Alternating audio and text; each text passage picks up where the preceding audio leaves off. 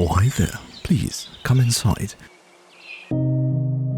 Imagine if you were in a post-apocalyptic world and everything on the ground has been turned to some sort of toxic waste, and you have what's left, a train on top of a mountain. And that's what I'm trying to craft today, a cozy little train shelter on top of a mountain.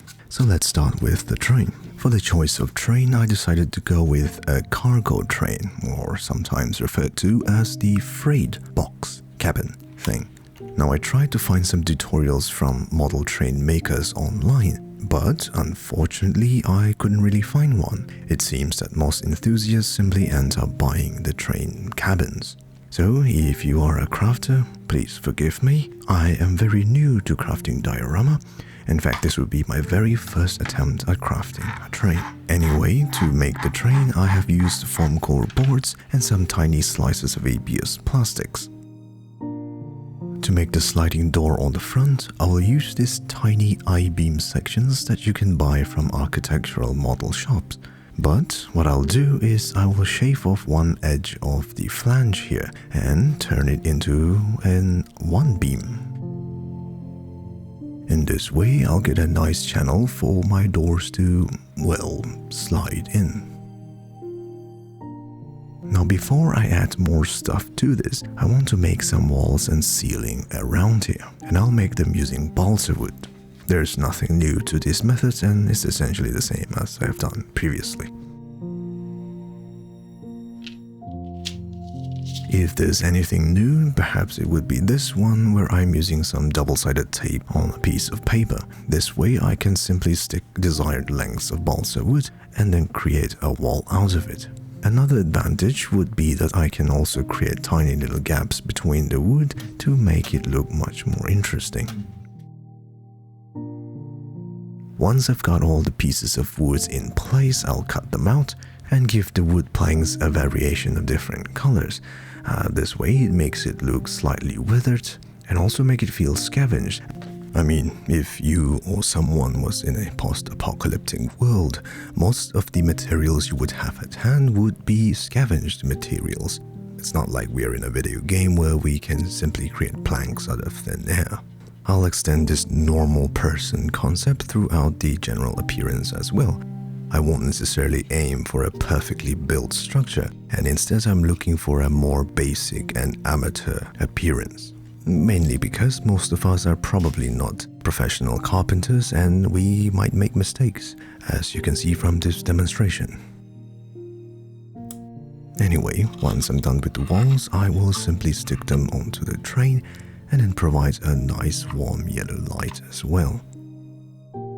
And with that done, before adding anything onto this train, let's start working on the terrain. To form the bulk of the terrain, I'll be using XPS foam, which I have accidentally cut into a questionable shape. I also received several tips from viewers like you to try using plaster for my terrain, so instead of using clay, I'll be using plaster entirely. The first tip comes from Palomart. This method would involve adding PVA glue into plaster. The idea here would be that the PVA glue would help strengthen the plaster and help prevent it from cracking away. The next tip came from a fellow engineer, Theoaterium. I hope that's the right way to say that. The idea would be to use some sort of a texturing paste like baking soda or sand, but unfortunately I don't have any of that at hand.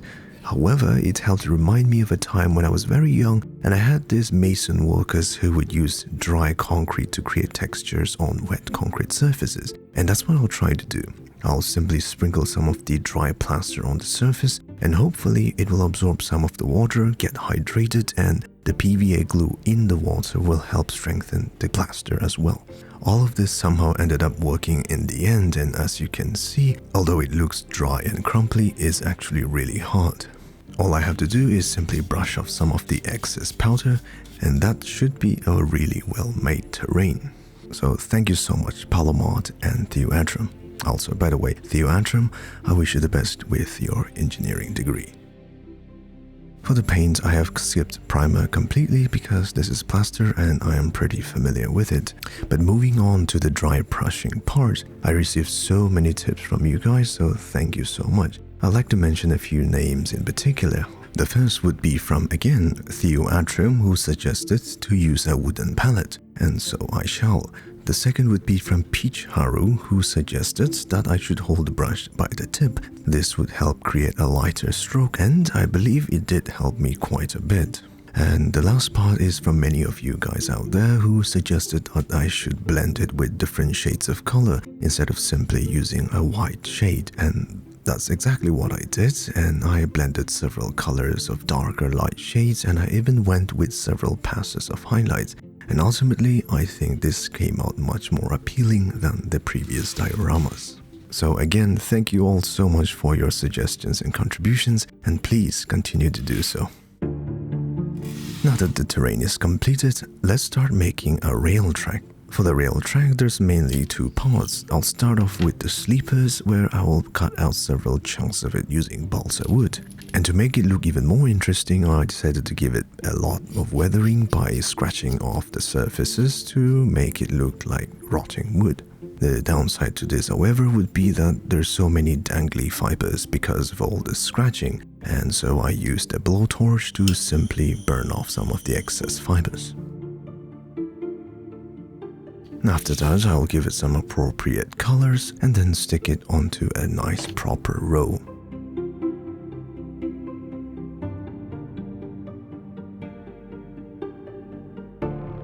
Now at this point I needed to add the rail, but I have no idea how wide the rail should be, so let's continue to work on our train.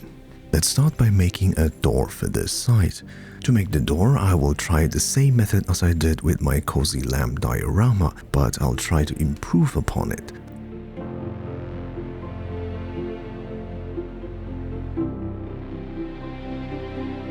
For the bottom part of the door, I'll assume that the window panes or the door panes were damaged, so you or whoever's living here would have patched it up using some metal sheets. For that, I'm using a piece of aluminium tape, which I'll simply stick on the bottom part.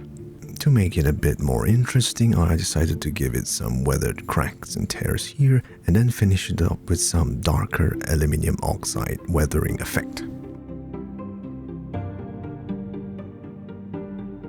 For the living room in the middle of the coach, I don't know about you, but if it were me, I would feel like I would suffocate if I didn't have a window.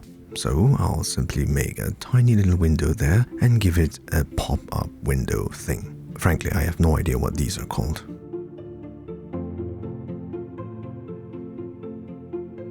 And as for the door on the back, I'll assume that you or whoever's living there do not need this and simply patched it up. Up next, I wanted to add a bit of a balcony type bumper thing that I see in most train coaches. And while I was trying to find some reference images for this, I learned that these type of coaches are called caboose. Apart from being the weirdest name ever, it's essentially a train coach that's at the end of a freight train. It was meant to serve as a relaxing area for some of the crew members there. Correct me if I'm wrong. Anyway, after completing the deck, I will give it a very railway type of color. And I want to give the floor a steel type of texture that you may have probably seen in buses. To do that, I'll be using this wood filer and I'll simply press it onto a piece of aluminium tape.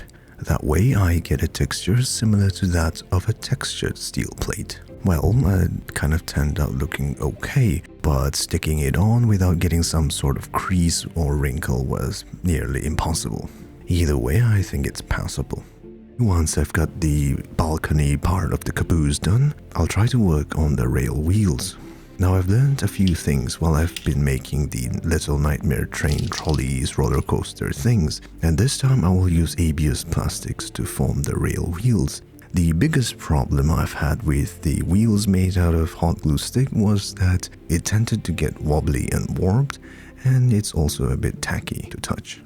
Anyway, as you might have seen, these wheels are connected with some sort of a suspension system, and to make that I'll simply cut them out of foam core boards and then try to sand off the tiny little details. But as you can see, my files are too big, and this was a big opportunity for me to try one of the tools I've had for a very long time. Basically, these are tiny little strips of stainless steel, and the idea here is that you're supposed to cut tiny little strips of adhesive sanding paper and then stick it into appropriate shapes.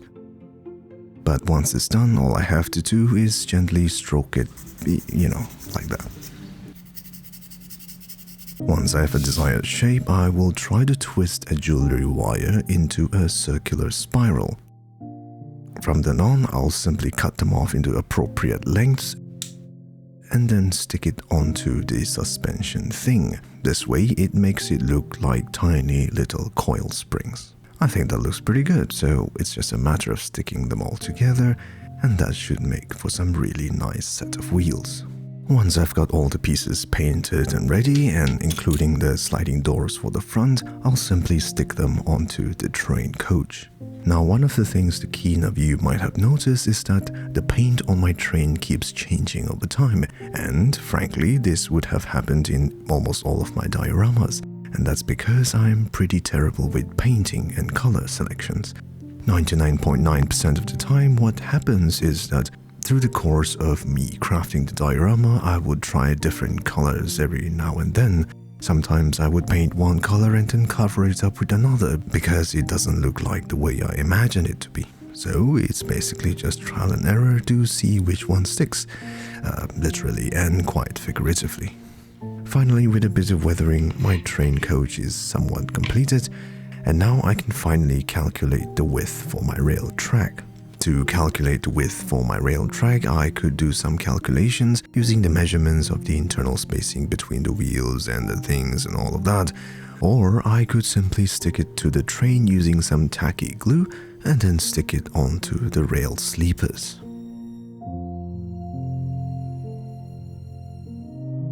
Once the glue has dried, I'll try to stick it onto the terrain.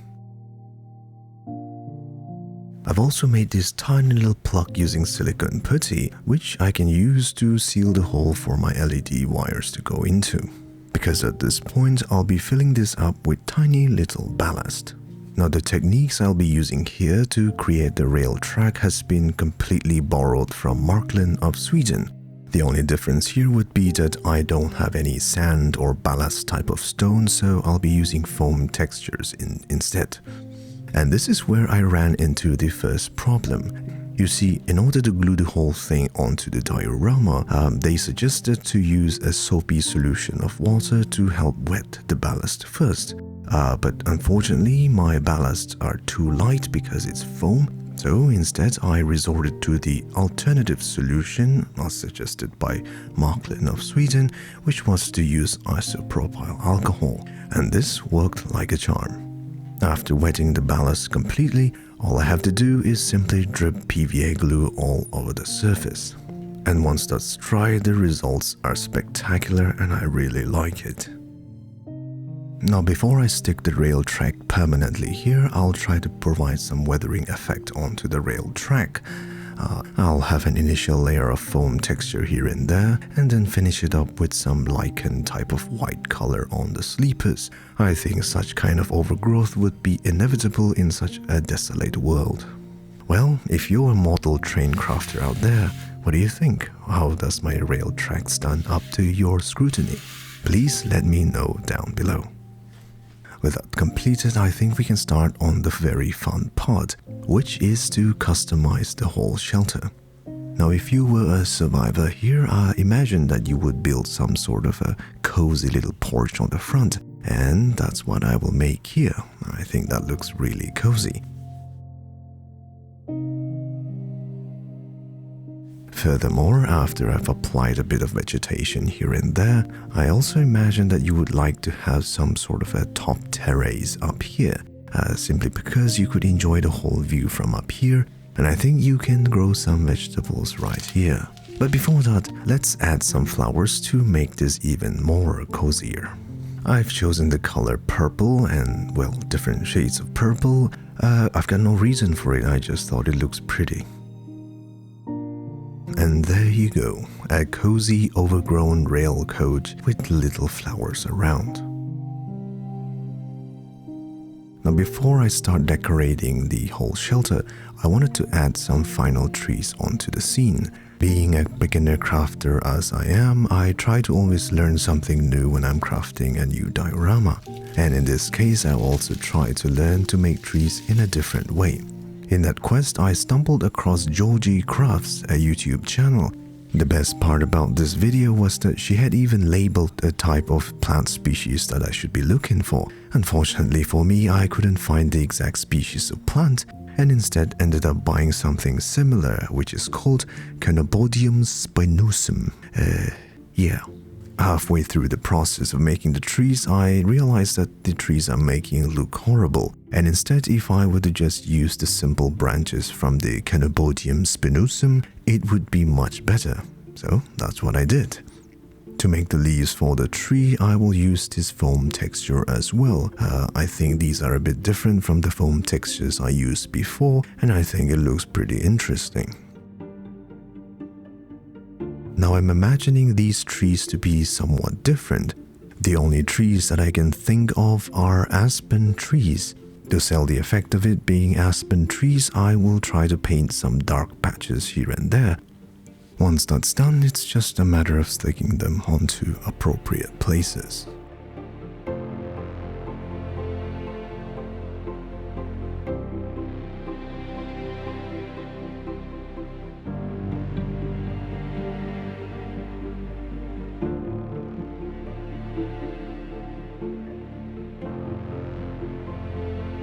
With the trees in place, let's start working on the vegetables. Now, if you were in a survival situation, you would probably grow some vegetables and fruits yourself. To do that, I'll create 2 makeshift pots of vegetables and then stick them onto appropriate places.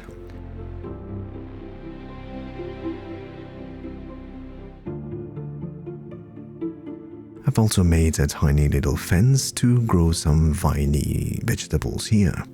And at this point, I will also add a tiny little cloth rack to dry some of our clothes. For the choice of vegetables, I ditched the idea of vegetables entirely and I will start growing fruits. Now the vine here would be tomatoes, and apparently tomatoes are fruits, so there you go. To make the tomato fruits or berries, I don't know at this point, I'll just roll out tiny little beads of air drying clay. After giving it a paint job, I'll simply stick it onto the vines. Now the way I'm growing tomatoes here is essentially what I learned from my mother. She used to grow vegetables like this in the garden, and that's exactly what I'm going for here. For the next vegetable pot, again, it's not a vegetable and it's a fruit, and I decided to go with a tangerine tree. Again, this is going back to my childhood where there was a lot of tangerine trees growing when I was a young kid. I don't know what it is with this diorama, but it brought back so many childhood memories. And while I was going through my childhood nostalgia, I also crafted some tiny little apples. And this is also influenced by my childhood because I've always wanted to have an apple tree, but the place where I am can't really grow apples. So there you go, a little nice basket of apples. With these pseudo vegetables in place, I've also added some clothes on the drying rack here. And at this point, I wanted to add some chairs here to sit and relax. For the choice on the type of chair, I decided to go with a rocking chair. This was a very challenging task for my trembling hands, but with patience and effort, as it is with all things in life, I was able to craft the tiniest and wonkiest looking rocking chair. I also made a tiny little stool to go along with it, which seemed to be possessed.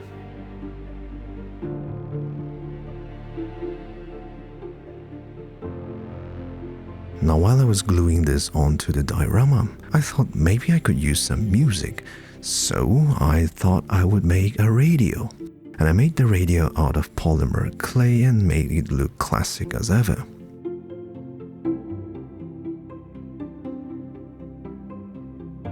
After giving it some appropriate paint, I will simply stick it onto the diorama. With that, the top part looks pretty complete already. Now let's go down and work on the inside of the room.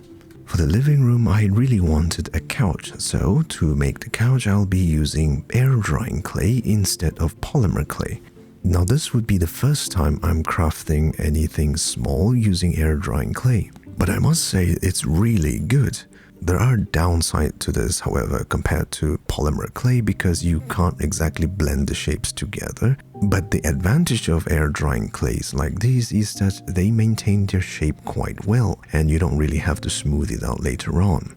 Essentially, it's a different type of material and you just have to learn to work with it. Ultimately, I think that the details that the air drying clay can take is really good, and I think these are a really good option for future crafts. Anyway, with a bit of paint job, my couch is completed, and I've also taken the time to make some pillows and carpets on the side using different materials, and I think both of them turned out pretty good. All that's left to do is to stick them onto the diorama.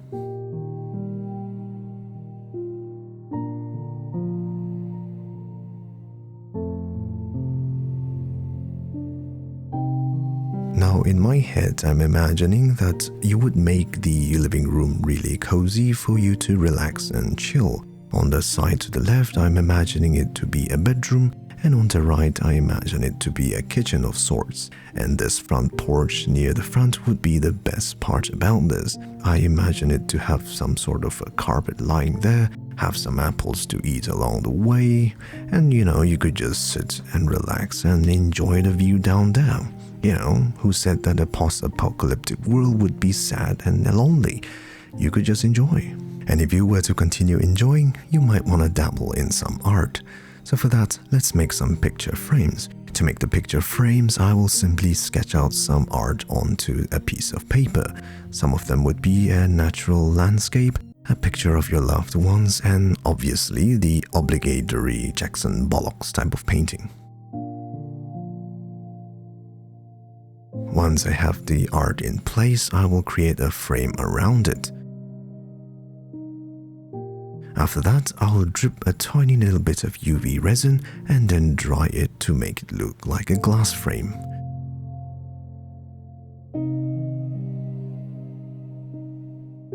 And with that, I think it would be very convincing. It's just a matter of now sticking it onto the wall. Now at this point, life here would get really boring if you have just 3 pictures to stare at and no internet for your YouTube videos. So let's try to make some books. To make the books, I'll be using the leftover paper from my art pictures and then cut them out into stacks of paper. After that, I will simply glue a colored crafting paper on the side and then make it look like the edge of a book. After I've cut out the shape of the book, I'll also give a nice little crease on the side to make it look like the folding pattern. Once that's done, I will simply scribble some graphics on the book and then some unintelligible text on the book, including the page number. With that done, it's simply a matter of sticking them onto the diorama.